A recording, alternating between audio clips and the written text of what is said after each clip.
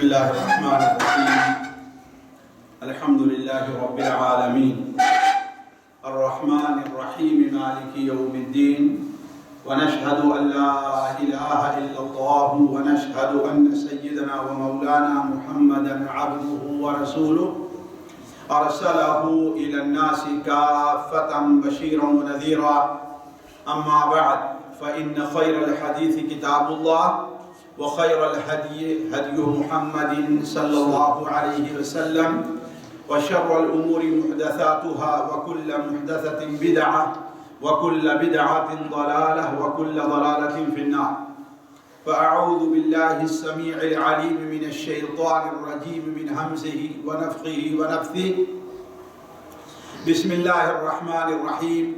قل للمؤمنين يغضوا من أبصارهم ويحفظوا فروجهم ذلك أزكى لهم إن الله خبير بما يصنعون. وقل للمؤمنات يغضضن من أبصارهن ويحفظن فروجهن ولا يبدين زينتهن إلا ما ظهر منها وليضربن بخمرهن على جيوبهن. سبحانك لا علم لنا إلا ما علمتنا إنك أنت العليم الحكيم. رب اشرح لي صدري ويسر لي أمري واحلل عقدة من لساني يفقه قولي واحلل عقدة من لساني يفقه قولي. عزیز ساتھیوں، قابل احترام دینی بھائیوں، اسلام میں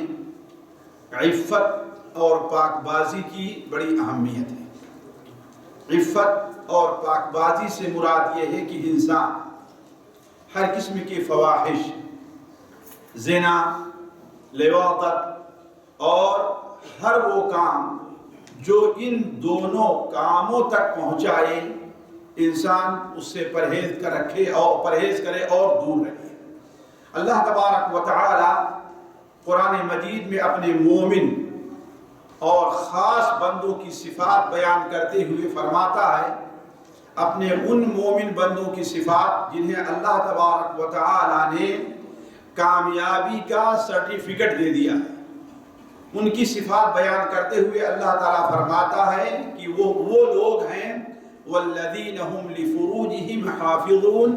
الا على ازواجهم او ما ملكت ايمانهم فانهم غير ملومين۔ اور کامیاب ہونے والے ہمارے وہ بندے ہیں، ہمارے کامیاب ہونے والے بندوں کی ایک صفت یہ بھی ہے کہ وہ اپنے شرمگاہ کی حفاظت کرتے ہیں، ہاں اپنی بیوی اور اپنی لونڈی سے نہیں، اس معاملے میں ان کے اوپر کسی بھی قسم کی ملامت نہیں ہے۔ قرآن مجید میں بلکہ اللہ کے رسول صلی اللہ علیہ وسلم نے عفت اور پاک بازی کی وہ اہمیت بیان فرمائی ہے کہ حشر کے میدان میں جہاں اللہ تبارک و تعالی کے سائے کے علاوہ کوئی اور سایہ میسر نہیں ہوگا، جس دن سورج 1 میل کی اونچائی پر ہوگا اور آگ برسا رہا ہوگا، جس دن گرمی کے وجہ سے، سورج کی تپش کی وجہ سے لوگ اپنے پسینے کے اندر ڈوبے ہوں گے، ایسے موقع پر جن خوش نصیبوں کو اللہ تبارک و تعالی اپنی طرف سے خاص سایہ عطا فرمائے گا، اپنے عرش عظیم کے سائے میں رکھے گا، ان میں سے ایک وہ شخص بھی ہے جو عفت اور پاک بازی اختیار کرتا ہے۔ چنانچہ وہ حدیث جو صحیح بخاری اور صحیح مسلم میں حضرت ابو ہریرہ رضی اللہ تعالی عنہ سے مروی ہے کہ آپ صلی اللہ علیہ وسلم نے ارشاد فرمایا، سبعۃ یظلھم اللہ فی ظلہ یوم لا ظل الا ظلہ۔ 7 قسم کے ایسے خوش نصیب ہیں جنہیں اللہ تبارک و تعالی اس دن، جس دن کسی کا کوئی سایہ نہیں ہوگا، کوئی سایہ نہیں ہوگا، اللہ تعالیٰ اپنے خاص سائے میں رکھے گا۔ ان میں سے ایک وہ شخص بھی ہے کہ رجل دعته امرأة ذات منصب و جمال، ایک ایسی عورت جو خوبصورتی کا بھی اللہ نے اسے بہت بڑا حصہ دیا ہے، اللہ تبارک و تعالیٰ نے اسے دنیا کے اندر اچھے خاندان اور اچھے مقام پر رکھا ہے۔ وہ عورت کسی کو گناہ کی دعوت دے اور وہ شخص یہ کہے کہ انی اخاف اللہ، مجھے اللہ تبارک و تعالیٰ کا ڈر ہے۔ بلکہ ہماری بہنوں کے لیے اس سلسلے میں بڑی خوشخبری ہے کہ جو عورت اپنی شرمگاہ کی حفاظت کر لیتی ہے، بعد اور 2-3 عمل کے ساتھ ساتھ اللہ تبارک و تعالیٰ اسے قیامت کے دن اختیار دے گا کہ جنت کے 8 دروازے میں سے جس دروازے سے چاہے وہ داخل ہو جائے۔ چنانچہ مسند احمد کے اندر اور دیگر کتب حدیث میں حضرت عبد الرحمن ابن عوف اور دیگر صحابہ سے مروی ہے کہ نبی کریم صلی اللہ علیہ وسلم نے ارشاد فرمایا، اذا صلت المرأة خمسها وصامت شهرها واحصنت فرجها واطاعت بعلها قيل لها ادخلی من ای ابواب الجنت شئت او کما قال علیہ الصلاۃ والسلام۔ اگر عورت 5 وقت کی نماز پڑھ لے، اگر عورت 1 مہینے کے روزے کا اہتمام کر لے، وَأَحْسَنَتْ وَأَطَاعَتْ بَعْلَهَا، اور اپنے شوہر کی اطاعت کر لے، وَأَحْسَنَتْ فَرْجَهَا، اپنے شرمگاہ کی حفاظت کر لے، عفت اور پاکبازی اختیار کرے، تو اللہ تبارک و تعالیٰ اسے جنت کے جس دروازے سے وہ داخل ہونا چاہے وہ داخل ہو جائے گی۔ تو عرض کرنے کا مقصد ساتھیوں، عفت اور پاکبازی کی اسلام کے اندر بڑی اہمیت ہے، اور عفت اور پاکبازی کا سب سے پہلا دروازہ، عفت اور پاکبازی کے حصول کا سب سے پہلے دروازہ اس آنکھ کی حفاظت کر لینا ہے، اور عفت اور پاکبازی کے گندے دلدل کے اندر پڑ جانے کا سب سے پہلا دروازہ کیا ہے؟ اس اپنی آنکھوں کے پردے کو کھول دینا ہے۔ ہر چیز کو جسے اللہ نے دیکھنے کے لیے کہا اس کو بھی دیکھنا، جسے دیکھنے سے منع فرمایا اس کو بھی دیکھتے رہنا، یہ وہ پہلا دروازہ ہے جس سے متعلق کہا جا سکتا ہے کہ عفت اور پاکبازی کی چادر اس کے ذریعے سے پھٹ جایا کرتی ہے۔ اسی لیے آپ دیکھیں اللہ تبارک و تعالیٰ نے قرآن مجید میں صراحت کے ساتھ ارشاد فرمایا ہے کہ وہ خاص چیزیں جن سے متعلق قیامت کے دن اللہ تبارک و تعالیٰ سوال کرے گا، ان میں سے ایک چیز کیا ہے؟ آنکھ بھی ہے۔ جیسا کہ اللہ تعالیٰ سورہ بنی اسرائیل میں فرماتا ہے، ان السمع والبصر والفؤاد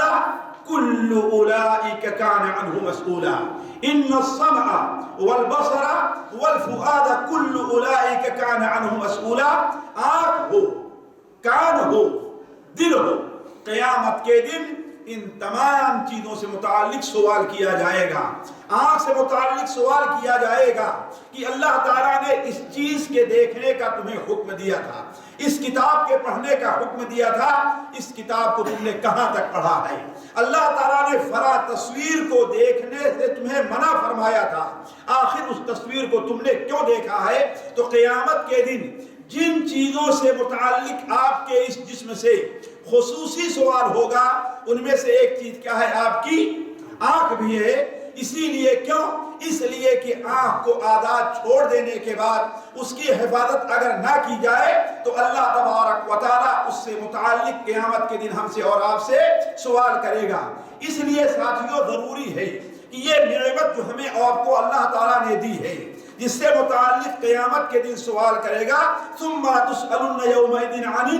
النعیم، پھر تم سے قیامت کے دن اللہ تعالیٰ کی نعمتوں سے متعلق سوال ہوگا، لہذا ہمیں آپ کو اس نعمت کی قدر کرنی چاہیے۔ اس نعمت کی قدر ساتھیوں کیا ہے؟ اس پر اللہ تبارک و تعالیٰ کا شکر ادا کرنا چاہیے۔ اللہ تعالیٰ کا شکر یہ صرف نہیں ہے کہ اللہ کا شکر ہے کہ اللہ نے ہمیں آنکھ دی ہے، یہ بھی ایک چیز ہو سکتی ہے، لیکن اصل یہ نہیں ہے۔ علماء کہتے ہیں کہ اللہ تبارک و تعالیٰ کی نعمتوں کے شکریہ کے اندر 4 چیزیں داخل ہیں یا 3 چیزیں داخل ہیں۔ جب تک ان 3 چیزوں کو نہیں کیا جائے گا،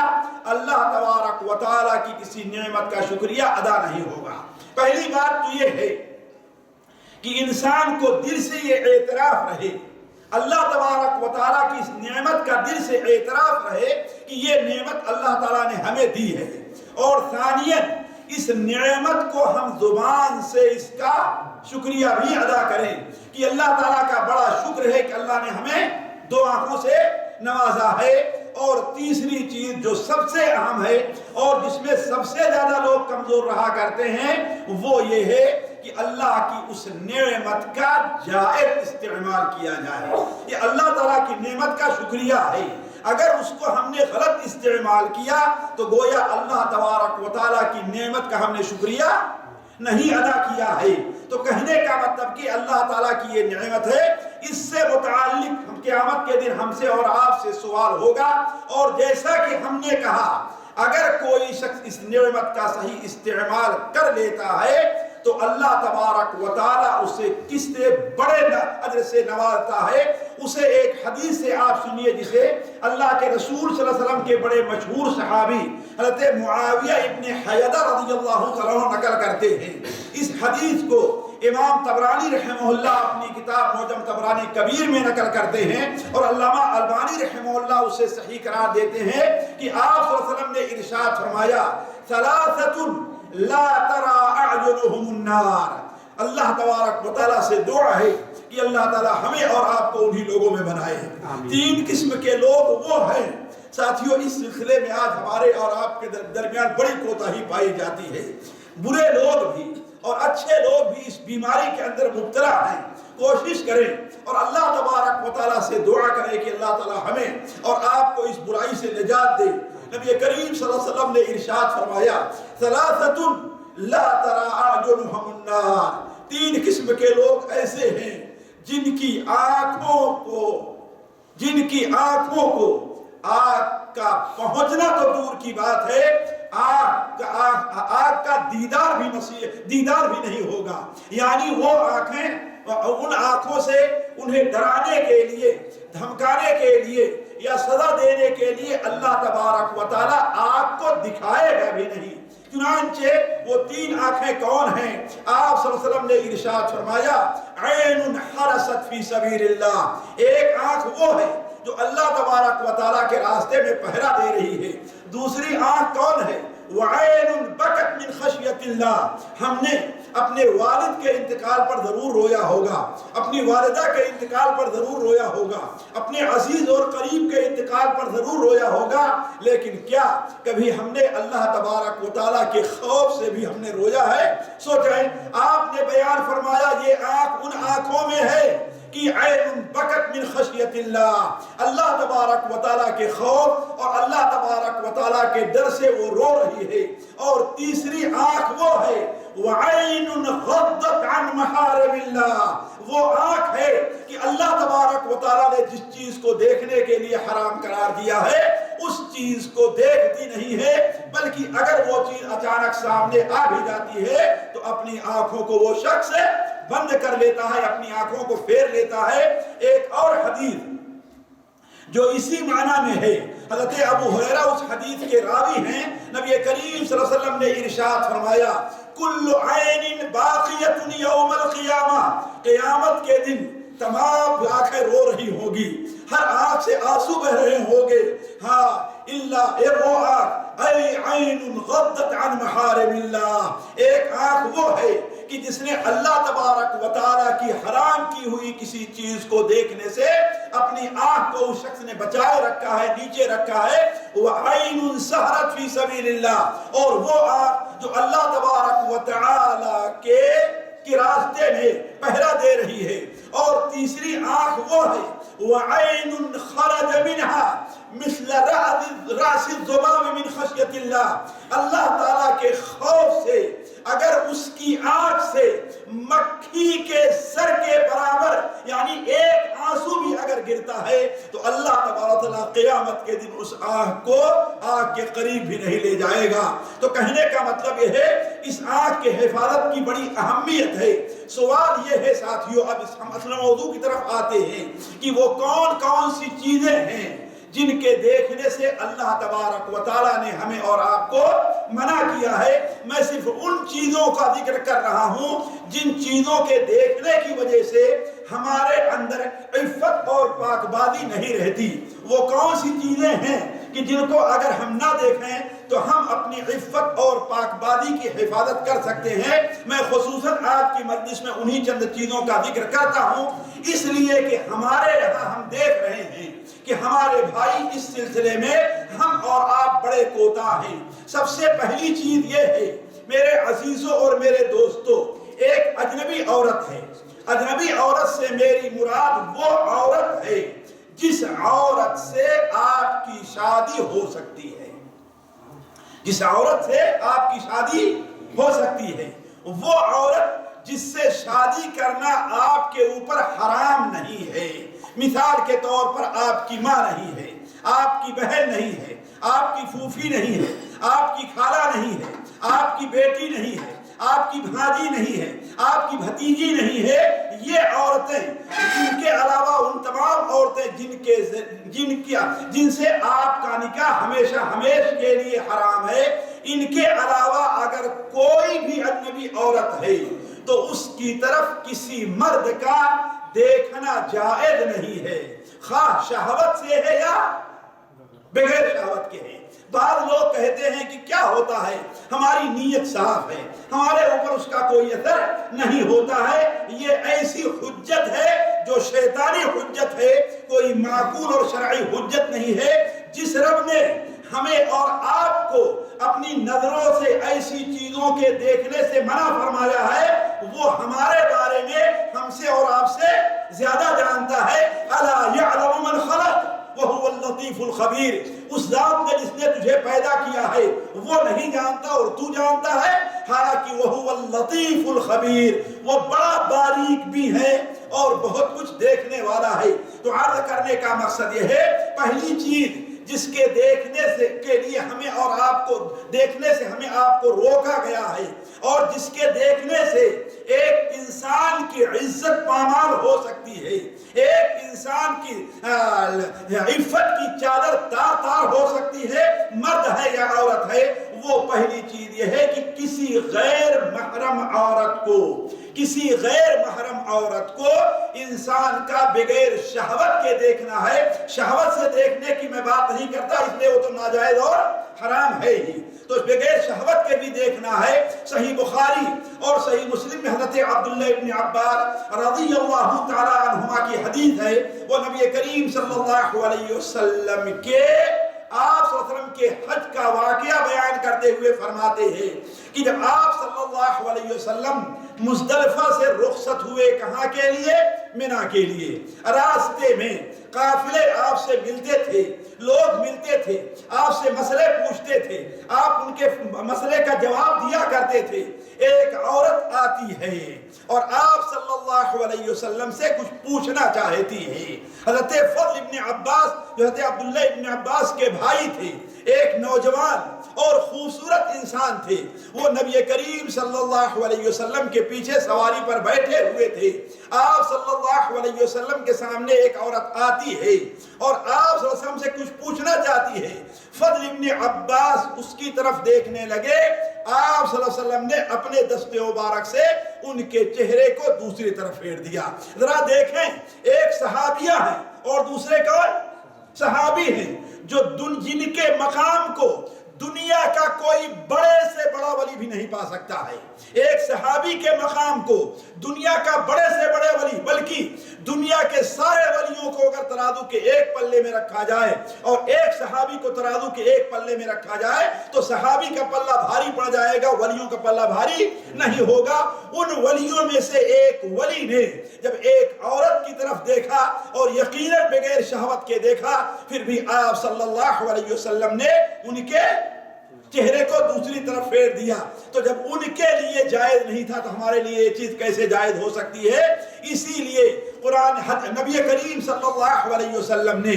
غیر محرم عورت کی طرف مجرد دیکھنے کو بھی زنا قرار دیا ہے، آنکھ کا زنا قرار دیا ہے، خاص طور پر اگر اس کے اندر ایک قسم کی شہوت پائی جائے تو، جیسا کہ صحیح بخاری اور صحیح مسلم میں حضرت ابو ہریرہ کی روایت ہے، نبی کریم صلی اللہ علیہ وسلم نے ارشاد فرمایا کتب علی ابن آدم نصیبہ من الزنا، ابن آدم کے اوپر وہ زنا کے اندر کس قدر واقع ہوگا یہ اللہ تبارک و تعالیٰ نے لکھ دیا ہے، مقرر کر دیا ہے۔ مدرک ذالک لا محالہ، ہر انسان جس کے لیے یہ گناہ لکھا گیا ہے وہ اس کے اندر واقع ہوگا۔ سب سے پہلا زنا آپ نے بیان فرمایا فالعینان تزنیان وزناہما النظر، فالعینان تزنیان وزناہما النظر، دونوں آنکھیں بھی زنا کرتی ہیں، یہ دونوں آنکھیں زنا کرتی ہیں، اور ان کا دیکھنا کیا ہے؟ غیر محرم عورت کی طرف یا عورت کا غیر محرم شوہر کی طرف دیکھنا ہے۔ تو کہنے کا مطلب یہ ہے کہ آنکھیں زنا کرتی ہیں اور ان کا زنا کیا ہے؟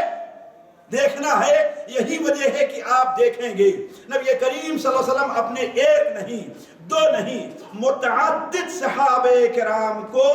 بڑی تاکیدی طور پر یہ فرمایا ہے کہ وہ کسی غیر محرم عورت کی طرف نہ دیکھیں۔ اگر نظر پڑ بھی جائے تو نظر کو فوراً پھیر لے۔ چنانچہ آپ نے اپنے سب سے پیارے داماد حضرت علی رضی اللہ تعالیٰ عنہ سے فرمایا تھا، یا علی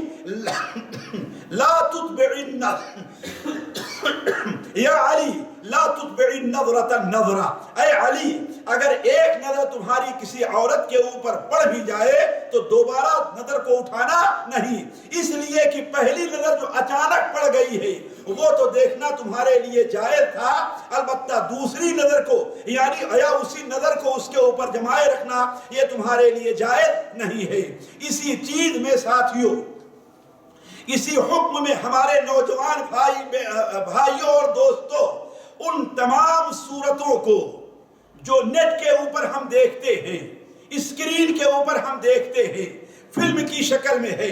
ڈرامے کی شکل میں ہے، سیریز کی شکل میں ہے، کسی بھی شکل میں ہے، اگر ہم ان کو اسکرین کے اوپر دیکھ رہے ہیں تو گویا ہم آنکھوں کا زنا کر رہے ہیں۔ دوسری چیز جس کا دیکھنا اللہ تعالیٰ نے ہمارے اور آپ کے اوپر حرام کیا ہے وہ مرد کا اپنی محرم عورتوں کی طرف شہوت کی نظر سے دیکھنا ہے، اگرچہ اس کی بہن ہی کیوں نہیں ہے، اگرچہ اس کی بھاجی ہی کیوں نہیں ہے، اگرچہ اس کی بھتیجی ہی کیوں نہیں ہے، اگرچہ اس کی قریبی رشتہ دار کیوں نہیں ہے جس کے ساتھ اس کی شادی نہیں ہو سکتی، لیکن اس کی طرف دیکھنا جائز ہے، خاص طور پر اس کے دونوں ہاتھوں کا، اس کے چہرے کا اور سر کا اور اس کے پیر کے حصے کا یہ دیکھنا جائز ہے۔ لیکن اگر اس دیکھنے میں کہیں شہوت کا شائبہ پایا جائے تو وہ چیز قطعاً جائز نہیں ہوگی، وہ چیز قطعاً جائز نہیں ہوگی۔ اسی طریقے سے جن چیزوں کے دیکھنے سے ہمیں اور آپ کو منع کیا گیا ہے وہ مرد کا مرد کی شرمگاہ کی طرف اور عورت کا عورت کی شرمگاہ کی طرف دیکھنا، مرد کا مرد کی شرمگاہ اور عورت کا عورتوں کی شرمگاہ کی طرف دیکھنا، شریعت نے اس کو ناجائز قرار دیا ہے، جیسا کہ قرآن مجید کی آیت آپ کے سامنے اس سے پہلے رکھی گئی کہ اللہ تعالیٰ فرماتا ہے وَالَّذِينَ هُمْ لِفُرُوجِهِمْ حَافِظُونَ، مرد ہیں یا عورت جو اپنی شرمگاہوں کی حفاظت کرتے ہیں۔ ہاں، کن کے سامنے شرمگاہ کی حفاظت جائز نہیں ہے، وہ صرف کیا ہے؟ دو قسم کی ہیں، یا تو اپنی بیوی ہے یا اپنی لونڈی ہے، اس کے علاوہ کسی اور کے لیے جائز نہیں ہے۔ چنانچہ نبی کریم صلی اللہ علیہ وسلم کی حدیث جو صحیح مسلم میں، سنن ترمذی میں، سنن ابن ماجہ میں حضرت ابو سعید خدری رضی اللہ تعالیٰ عنہ سے مروی ہے کہ آپ صلی اللہ علیہ وسلم نے ارشاد فرمایا لا ينظر الرجل الى عورة الرجل ولا المرأة الى عورة المرأة ولا يفضي الرجل الى الرجل في ثوب واحد ولا تفضي المرأة إلى المرأة في الثوب الواحد، نہ ہی کوئی مرد کسی مرد کی شرمگاہ کی طرف دیکھے، نہ ہی کوئی مرد کسی مرد کی شرمگاہ کی طرف دیکھے، نہ ہی کوئی عورت کسی دوسری عورت کی شرمگاہ کی طرف دیکھے، اور نہ ہی کوئی مرد کسی مرد کے ساتھ ایک ہی کپڑے میں ایک بستر کے اوپر لیٹے، اور نہ ہی کوئی عورت کسی عورت کے ساتھ ایک ہی کپڑے میں لپٹ کر کے ایک کسی بستر کے اوپر لیٹے، حتیٰ کہ ساتھیوں مرد کی شرمگاہ کو دیکھنے کے اندر ران کا دیکھنا بھی واجب ہے۔ کیا چیز؟ ران۔ بدقسمتی سے آج ہمارے اوپر جو ایک مصیبت مسلط ہو چکی ہے، کھلاڑیوں کا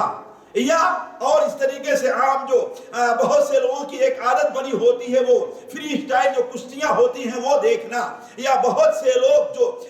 ڈانس یا اور کوئی چیزیں دیکھتے ہیں، تو ان میں عام طور پر دیکھیں آپ کھلاڑی اپنے رانوں کو کھولے رکھتے ہیں، کشتی لڑنے والے اپنے رانوں کو کھولے رکھتے ہیں، بلکہ بدقسمتی سے آپ دیکھیں گے بعض کشتی لڑنے والے تو رہتے ہیں صرف ہمارے خیال سے پیچھے کا حصہ ایک بالش اور آگے کا 4 انگل کے علاوہ پورا ان کا جسم کھلا